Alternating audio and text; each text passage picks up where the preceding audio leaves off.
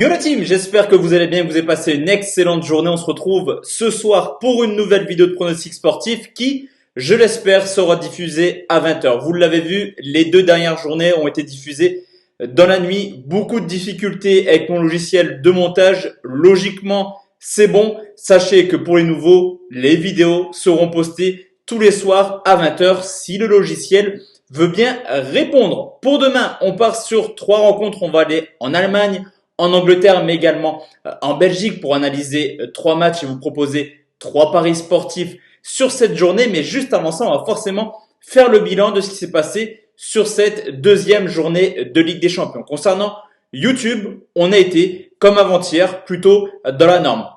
3 pronostics proposés, un remboursé qui était la victoire de Leipzig, remboursé si Manchester sort le grand jeu. C'est ce qui s'est passé, victoire de Manu sur le score de 5-0. On valide tout de même Ferencváros ou nul contre Kiev, score final 2 buts partout. Malheureusement, on ne fait pas de perfect car sur la Juventus contre le Barça, j'étais parti sur les deux équipes marques.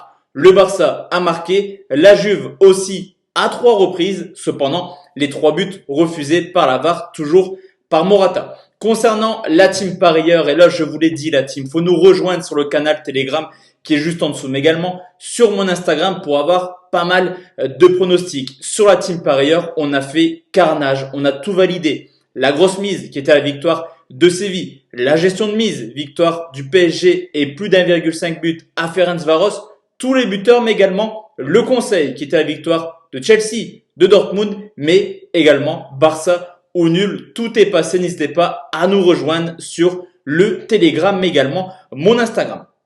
Pour demain, je vous l'ai dit, on part sur 3 pronostics. On va vraiment sécuriser tous mes pronos, tant la journée de demain me paraît très compliquée à pronostiquer. On va tout de suite en Bundesliga et c'est Schalke 04 qui reçoit Stuttgart. 6e journée du championnat allemand où le 17e reçoit le 5e. Pour Schalke qui a déjà dû changer de coach après un début de saison catastrophique, tout se passe extrêmement mal pour l'instant. Un seul point pris en 5 rencontres. Cependant, voyons quand même le positif pour Schalke qui a eu 3 gros déplacements chez les 3 meilleurs. Dortmund, Leipzig, le Bayern qui se sont extrêmement mal passés en 5 matchs. Schalke, c'est déjà 19 buts encaissés. Du côté de Stuttgart, le promu, là par contre, tout va bien. 2 victoires, 2 nuls, 1 défaite. Mais pendant que Schalke jouait tous les gros, Stuttgart joue tous les petits. Après ce match contre Schalke, ça fera que Stuttgart aura joué 5 des 6 derniers du championnat. Donc forcément, calendrier beaucoup plus favorable. À domicile, Schalke n'est pas ridicule. Un nul, 1 défaite contre Brême sur le score de 3 buts 1 où clairement Schalke avait plutôt bien joué. Du côté de Stuttgart, déjà 2 victoires hors de leur base. Mais je vous l'ai dit, certes, le taf est fait, mais c'est pas non plus contre des grosses équipes. Surtout que l'an passé, malgré une très belle 2e place en championnat, Stuttgart est seulement la 8e meilleure équipe à l'extérieur en 2e division. Ce qu'on peut également remarquer, c'est que forcément Stuttgart est favori. Cependant, pas mal de blessés du côté de Stuttgart. Des blessés anciens, de longue durée, mais également des nouveaux blessés qui viennent allonger un petit peu l'infirmerie de Stuttgart. De plus, généralement, Schalke ne perd pas à domicile. 2 défaites sur les 10 dernières confrontations contre Stuttgart. Vous l'aurez compris, je vais partir sur Schalke ou nul cote à 1,73 en mélangeant un petit peu les mises. Au contraire d'un 1,58 proposé par les bookmakers. Deuxième pronostic, la team, on va en Angleterre, c'est Wolverhampton qui reçoit Crystal Palace.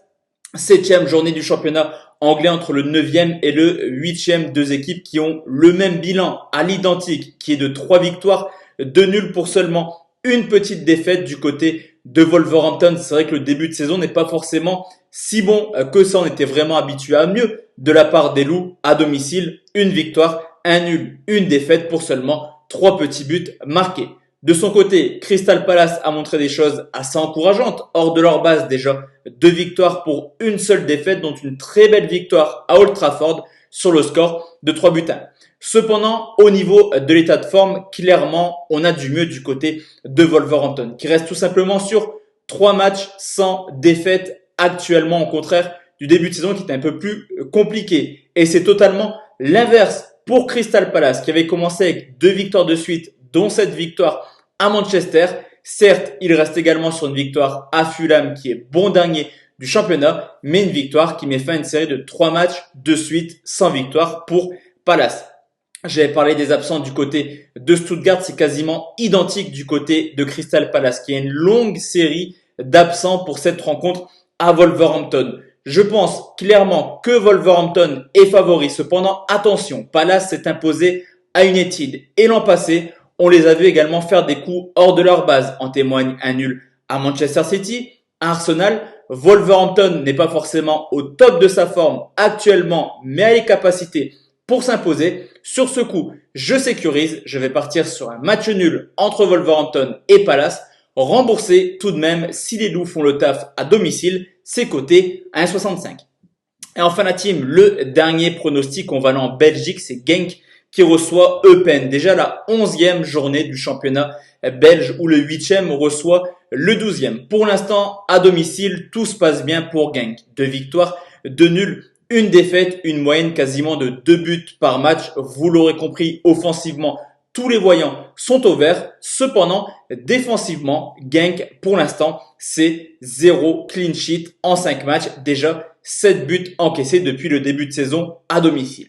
À côté de ça, Eupen est plutôt sympathique à regarder. En tout cas, au vu des stats, au vu des scores, c'est pas déconnant. Une victoire, 4 nuls, 0 défaite. Invaincu hors de leur base, 4 nuls, une seule fois 0-0. Ce qui confirme clairement le fait qu'Eupen est une équipe qui joue au football. Genk reste sur une excellente série de 5 matchs sans défaite. Offensivement, c'est toujours identique. Une moyenne de 2 buts. 10 buts marqués sur les 5 dernières rencontres. Mais défensivement, c'est toujours le même schéma. Une équipe qui a du mal à défendre et qui encaisse du but. 5 derniers matchs ont vu Genk faire encore une fois 0 clean sheet. Du côté d'Eupen, 8 points pris sur les 5 dernières rencontres. C'est plutôt pas mal. Une équipe qui marque toujours au moins un but sur les 5 derniers matchs.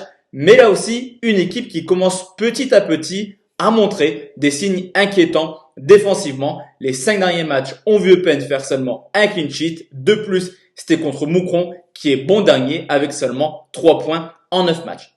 Du niveau des statistiques, on peut remarquer que sur les 10 matchs dans le championnat belge cette année, Genk a marqué 3 buts ou encaissé au moins 7 fois sur 10. Donc dans 70% du cas, on a au moins 3 buts dans les matchs de Genk. Et historiquement, grosse tendance également à avoir du but dans ces confrontations. 6 matchs officiels dans le championnat belge entre Genk et Eupen, 19 buts marqués. Vous l'aurez compris, en faisant une petite division, on remarque qu'il y a toujours au moins 3 buts, en tout cas une moyenne de 3 buts. Sur ce coup, c'est mon petit prono habituel du vendredi sur le championnat de Belgique. Je vais partir sur un plus de 2,5 buts côté 1,56. Donc voici la team, mes 3 pronos pour ce vendredi. Comme d'habitude, on se retrouve demain matin à 10h pour le concours Kick Tip, sans parler de Marseille-Lens. Excellente soirée la team et à demain.